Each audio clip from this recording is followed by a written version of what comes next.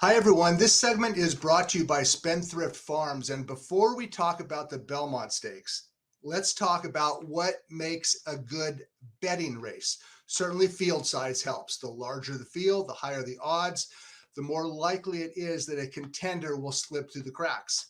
Certain class levels are preferred. I prefer graded stakes over claiming. Other horse players feel the exact opposite. But along with field size and class preferences, one other factor is just as important, and that is formulating an opinion, not an opinion that is forced, but one that is concrete, a concrete opinion based on logic and reasoning, and an opinion that hopefully differs from the norm, differs from the consensus. That doesn't happen very often.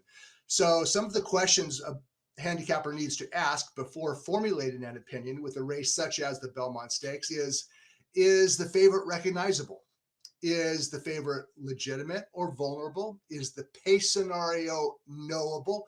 What are some of the potential unknowns, such as layoff horses, equipment, medication, footing changes?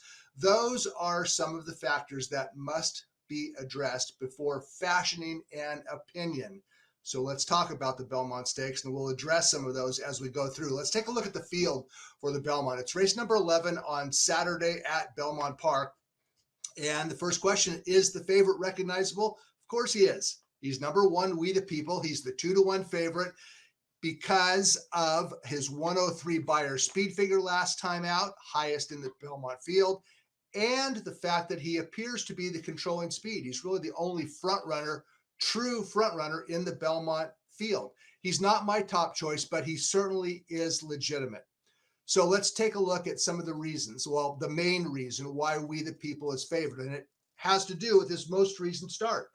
May 14th at Belmont Park, and We the People, who had previously bombed in the Arkansas Derby, he had a bad trip. He was lightly raced. He wasn't seasoned enough for that race. But We the People came back on May 14th in the Peter Pan Stakes. And, well, you be the judge at how well he ran. He ran off the screen. He won by more than 10 lengths. And this is the horse that We the People's connections always thought they had. Very well regarded from the get-go. He won first time out. He won an allowance, misfired in the Arkansas Derby. And now here he is in the Peter Pan. Now, here's the trouble with believing or taking the Peter Pan at face value. Since the year 2000, there have been 9 Peter Pan winners who ran back in the Belmont Stakes.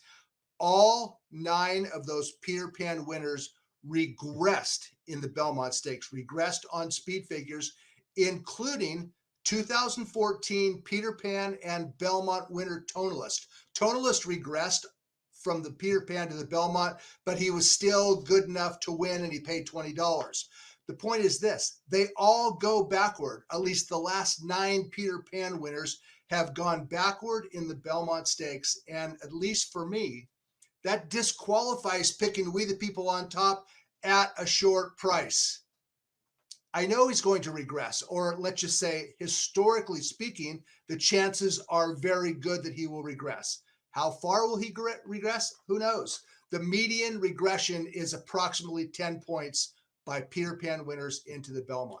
Look, I don't hate We the People. He's my second choice. I wish I did hate him, but I can't because he's the controlling speed and he could be long gone. Okay, another horse who's coming off a filly. She's a filly in the Belmont Stakes. Her name is Nest, and she's the one price horse in this race that I would be tempted to wager on. And there's a couple reasons to like her. First of all, her win in the Ashland Stakes 2 starts back was phenomenal. Let's go ahead and roll the tape of the Ashland. This was in early April at Keeneland, and Nest ran off the screen.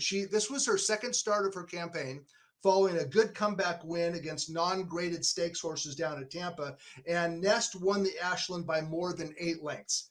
This is the reason why she was the 2-1, 240-1 favorite in the Kentucky Oaks. Why didn't she win the race? Well, she did not have a good trip in the Kentucky Oaks. Do yourself a favor after this segment. Look up the Kentucky Oaks on YouTube. You'll get a replay, and you be the judge. I'm not convinced that the best filly won the Kentucky Oaks. The winner was Secret Oath. Not convinced that she wasn't the best either. But the point is, Nest did not have a good trip. It cost her best chance in the Oaks. Now she's stretching out to 1.5 miles, and her connections, Nest's connections, have been thinking about this race for a long time. She's by Curlin. She's out of an AP Indy mare. She should love 1.5 miles. Now, she also comes out of a race, the Kentucky Oaks, that so far from a limited sample has turned out to be relatively non-productive. Secret Oath came back to finish kind of a bland fourth in the Preakness. The 8th and 9th place finishers from the Kentucky Oaks both returned to finish, well, to run poorly at relatively short prices. Echo Zulu, by the way, is running in race 3 on Saturday at Belmont. Echo Zulu, who finished 4th in the Kentucky Oaks. She's the odds-on favorite in the Acorn. And on Sunday, Desert Dawn in California at Santa Anita is expected to start favored in the Summertime Oaks. So anyway, the point is this. I'm not sure that the Kentucky Oaks this year was that strong of a race. I mean, it was the strongest bunch of 3-year-old fillies. We're going to find out on Saturday if Nest can run to her pedigree, and her pedigree screams 1.5 miles. Okay.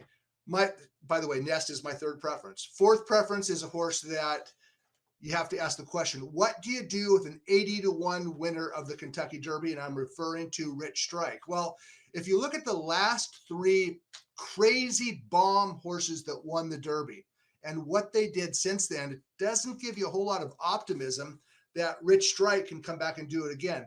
Giacomo in 2005, he was a 50-1 winner of the Kentucky Derby, and the rest of his career, 1-4-8.